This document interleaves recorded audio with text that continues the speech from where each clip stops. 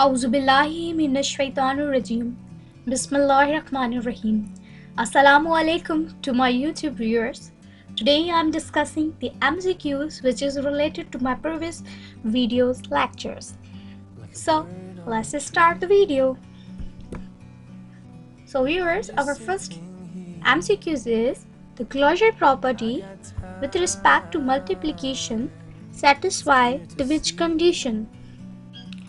तो हमारा ए ऑप्शन में है 0.6 और 0.4 और वो बिलोंग कर रहा है हमारे रियल नंबर से, ठीक है।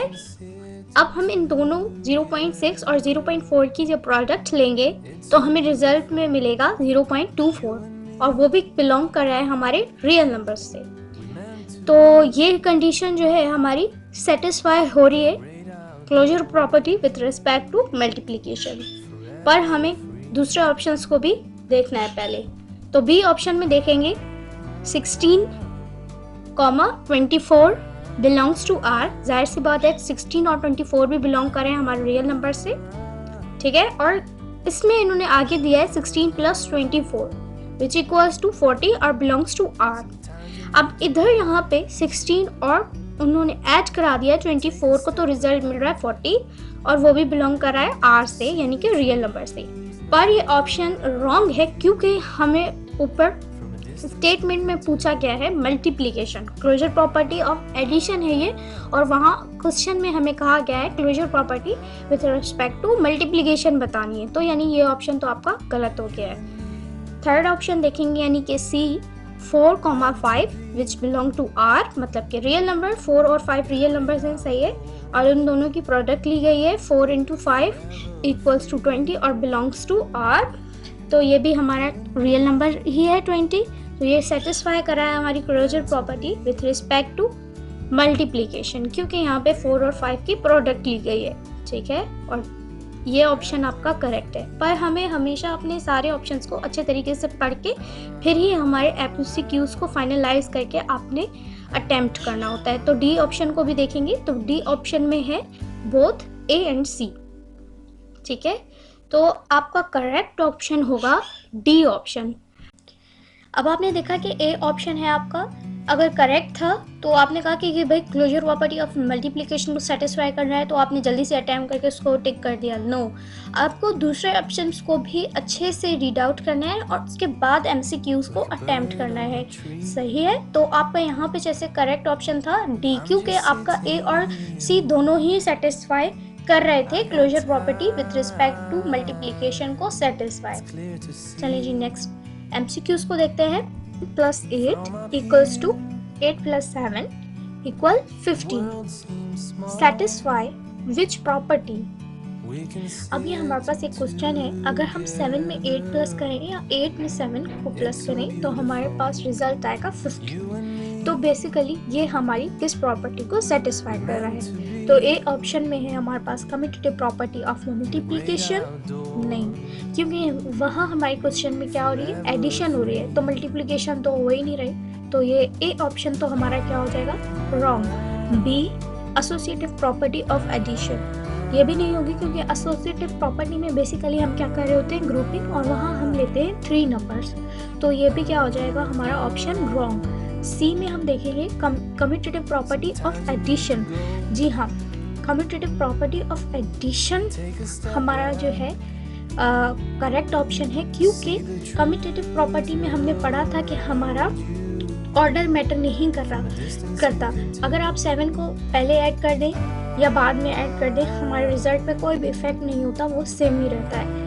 जैसे कि हमारे यहाँ पे ऊपर क्वेश्चन में भी 15 आ रहा है। तो हमारा करेक्ट ऑप्शन है सी कम्यूटेटिव प्रॉपर्टी ऑफ एडिशन। और डी ऑप्शन है हमारा डिस्ट्रीब्यूटिव प्रॉपर्टी। तो जाहिर सी बात है डिस्ट्रीब्यूटिव प्रॉपर्टी में भी हमारे 3 नंबर्स लिए जाते हैं, तो ये भी हमारा ऑप्शन हो गया रॉन्ग। सो करेक्ट ऑप्शन है सी।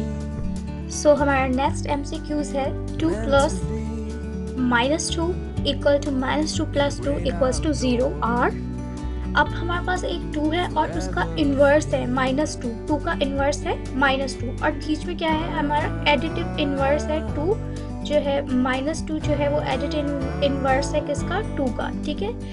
तो बेसिकली क्या हो जाएंगे, जब दोनों को कैंसिल करेंगे तो इनका रिजल्ट किसके इक्वल हो जाता है, 0 के। तो जाहिर सी बात है अब हम देखेंगे कि ये वाली स्टेटमेंट्स हमारे किस ऑप्शन को जो है वो सेटिस्फाई करी है। तो फर्स्ट ऑप्शन में हमारा मल्टीप्लिकेटिव इन्वर्स है, बिल्कुल भी नहीं। 2 और -2 आपस में क्योंकि यहाँ पे हमारी क्या है, एडिशन हो रही है, मल्टीप्लिकेशन तो हो ही नहीं रही। तो फर्स्ट रॉन्ग ऑप्शन से तो हमें पता चल रहा है ये बिल्कुल ही रॉन्ग है, ठीक है। सेकंड ऑप्शन में देखेंगे कह रहा है कि एडिटिव इन्वर्स है, जी बिल्कुल जो है 2 और -2 क्या है आपस में, एडिटिव इन्वर्स हैं, ठीक है। फिर आइडेंटिटी है आपस में, नहीं आइडेंटिटी भी नहीं है। डी जो है हमारा ऑप्शन, नन ऑफ देम, नहीं, हमारी एक कंडीशन तो सेटिस्फाई कर रहा है ना सेकंड वाला।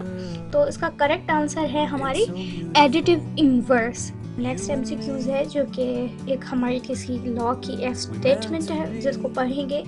ए into bracket B into C equals to A into B bracket over N into C such that A B C belongs to R means real number.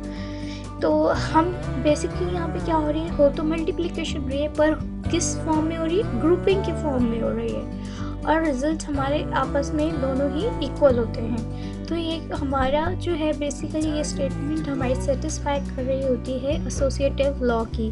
तो हम अपने ऑप्शंस को देखेंगे। पहले ऑप्शन में हमारा कम्यूटेटिव लॉ, नहीं, गलत, ठीक है। सेकंड ऑप्शन में हमारा एसोसिएटिव लॉ ऑफ मल्टीप्लिकेशन, जी हाँ, ग्रुपिंग हो रही है, हमारे 3 नंबर्स हैं हमारे और उनमें आपस में क्या है, मल्टीप्लिकेशन हो रही है। तो हमारा करेक्ट ऑप्शन जो हो जाएगा एसोसिएटिव लॉ ऑफ मल्टीप्लिकेशन।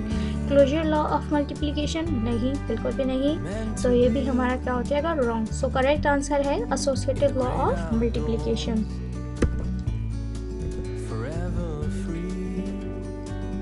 अब हमारा जो दूसरा एमसीक्यूज है वो है radical 2 into radical 3 equals to radical 6। जब हम इन दोनों को मल्टीप्लाई करेंगे 2 इंटू 3 को तो हमें मिल जाएगा radical 6 equals to radical 3 multiply by radical 2। अगर 3 को मल्टीप्लाई करा देंगे 2 के साथ भी तो भी हमें रेडिकल 6 ही मिलेगा। तो आप देखते हैं ये जो है हमारा क्वेश्चन जो है स्टेटमेंट किस प्रॉपर्टी को सेटिस्फाई कर रहा है। ए ऑप्शन में हमारे पास commutative law of multiplication, B associative law of multiplication, C commutative law of addition या डी नन ऑफ दीज। तो हमें पता चल रहा है कि ऑर्डर मैटर नहीं कर रहा, हमारे रिजल्ट पे कोई इफेक्ट नहीं हो रहा। तो ये क्या है, हमारा कम्यूटेटिव लॉ है, पर वहाँ पे क्या था, प्रीवियस एमसीक्यूज में एडिशन हो रही थी, यहाँ पे क्या है हमारी मल्टीप्लिकेशन हो रही है। तो इसलिए हमारा करेक्ट ऑप्शन है ए, कम्यूटेटिव लॉ ऑफ मल्टीप्लिकेशन यहाँ पे फॉलो हो रही है। सो नेक्स्ट एमसीक्यूज है हमारा find the value of 2 into bracket 3 power 5 या इंडेक्स 5, ठीक है। तो इस तरह के क्वेश्चंस को हम क्या करते हैं, जितना भी हमसे हो सकता है हम उसको सिंप्लीफाई करते हैं। तो हमें पता है कि हम सबसे पहले क्या सॉल्व करते हैं। अगर सिंप्लीफिकेशन हो रही होती है तो स्मॉल ब्रैकेट्स को, और तो स्मॉल ब्रैकेट में हमारा 3 है और उसके ऊपर है पावर 5, तो हम पहले 3 पावर 5 लेंगे। जो हमने यहाँ पे इसका नीचे सॉल्यूशन किया हुआ है, जब 3 पावर 5 लेंगे यानी कि 3 हमारा कितनी दफ़ा है, 5 टाइम्स मल्टीप्ली प्रोडक्ट हो रहा है, ठीक है। तो इसका रिजल्ट हमें मिलेगा 243 और उसको इससे मल्टीप्लाई कराना है हमें 2 से, क्योंकि हमें क्वेश्चन में है कि 2 को मल्टीप्लाई कराएं 3 इंडेक्स 5 से, ठीक है। तो हम क्या करेंगे, 2 को मल्टीप्लाई करा देंगे 243 से, तो हमें आंसर में मिलेगा 486। तो अब हम पहले इसको सॉल्व करके फिर जो है अपने एमसीक्यूज़ को देखेंगे कि कौन सा हमारा एमसीक्यूज़ जो है हमारे आंसर से मैच कर रहा है। तो हमारा ए एमसीक्यूज़ में है 486, जी बिल्कुल, हमने भी यही सॉल्यूशन के बाद यही रिजल्ट ऑप्शन में देखेंगे तो उसको टिक करेंगे। सेकंड ऑप्शन में है हमारा 400, बिल्कुल भी नहीं, रॉन्ग हो गया ये। और सी में 455, ये भी हमारा रॉन्ग ऑप्शन है। अब हमारा जो नेक्स्ट एमसीक्यूज है ए इंटू बी इंडेक्स 5, ठीक है। तो ये किसके इक्वल होगा, ए पावर 5 इंटू बी, नहीं, गलत। B A into B power 5, बिल्कुल भी नहीं। C A power 5 into B power 5, correct answer, ठीक है। D none of these, so the correct option is C, because हमारा क्या है, हमने प्रोडक्ट यानी कि जब हम लॉस पढ़े थे एक्सपोनेंट के, तो हमने वहाँ पढ़ा था कि अगर हमारा होल पावर आ जाएगा और हमारे पास दो कोई टर्म होंगे और उनके ऊपर होल पावर होगी, तो वो 5 पावर क्या होगी, दोनों टर्म्स के साथ मल्टीप्लाई हो जाएगी, यानी कि उनके ऊपर होगी। तो इसलिए a पावर 5 हो जाएगा और b पावर 5 हो जाएगा सिंपली।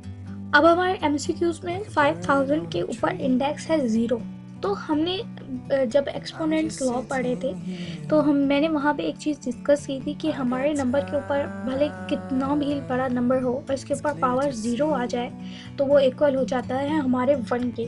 तो हम ब्लाइंडली देखेंगे अगर इसका इंडेक्स जो है वो 0 है तो ये इक्वल हो जाएगा किसके, 1 के। और हम देखेंगे कि कौन सा ऑप्शन हमारा 1 के इक्वल है। तो हम सिंपल ए ऑप्शन में देख रहे हैं, नहीं है 1, बी में भी 1 नहीं है, सी में भी नहीं है और डी में भी नहीं है। बहुत लार्जली हमारे नंबर्स हैं, जबकि ई में हमारा 1 है, तो इसका करेक्ट आंसर होगा 1। तो हम हमेशा याद रखें कि हमारे नंबर पे जो है अगर इंडेक्स 0 हो और नंबर हमारा भले कितना भी बड़ा हो या लार्ज अमाउंट हो, अगर इसके ऊपर इंडेक्स 0 होगा तो वो इक्वल हो जाता है 1 के। सो करेक्ट ऑप्शन है हमारा ई। तो अब ये एक और MCQs है 7/4 और उन दोनों के ऊपर है होल पावर 4। तो मैंने जैसे कहा था कि ये हमारा फ्रैक्शन में और उसके ऊपर होल पावर 4 है, यानी कि ये 4 पावर 7 पे भी आएगी और 4 पे भी आएगी। तो ए ऑप्शन में है 7 पावर 4, ठीक है, अपॉन 4 पावर 4। तो हमारा ए ऑप्शन तो करेक्ट है। बी में देखेंगे 7/4, नहीं जी रॉन्ग है, क्योंकि उसके ऊपर इंडेक्स भी है 4, तो 4 इंडेक्स तो आएगी। अब सी ऑप्शन में देखें जो है 2401, ठीक है, और अपॉन में है 256। और डी ऑप्शन में है हमारा ए एंड सी, सही। तो हम देखेंगे कि सी हमारा ऑप्शन सेटिस्फाई कर रहा है या नहीं। जब आप 7 की पावर 4 लेंगे तो आपको मिल जाएगा 2401 और अपॉन 4 इंडेक्स इक्वल हो जाता है 250। तो हमारा करेक्ट ऑप्शन होगा डी। अब हमारा नेक्स्ट MCQs है 3 index 2 and then whole power 4 और इंडेक्स 4, ठीक है। तो हम इसको देखेंगे कि ये किसके इक्वल है। ए ऑप्शन में 3 इंडेक्स 6, बी में है 3 इंडेक्स 2, सी में 3 index 8, D not of these. तो हमारा करेक्ट ऑप्शन है ए, क्योंकि हमें पता है कि हमारी इंडेक्स क्या हो जाती हैं। अगर होल इंडेक्स आती है और 3 के ऊपर भी इंडेक्स होती है कुछ ना कुछ, तो आपस में क्या होती है, मल्टीप्लाई हो जाती हैं, प्रोडक्ट हो जाती हैं। तो हमारा क्या हो जाएगा, प्रोडक्ट 2 × 4 तो हो जाएगा 6 और बेस हमारी सेम। तो हमारा करेक्ट ऑप्शन है ए। सो व्यूअर्स, आज का हमारा टॉपिक यहाँ पे एंड होता है। अगर आपको हमारी वीडियो पसंद आई हो तो सब्सक्राइब और लाइक करना ना भूलिएगा। Thank you so much.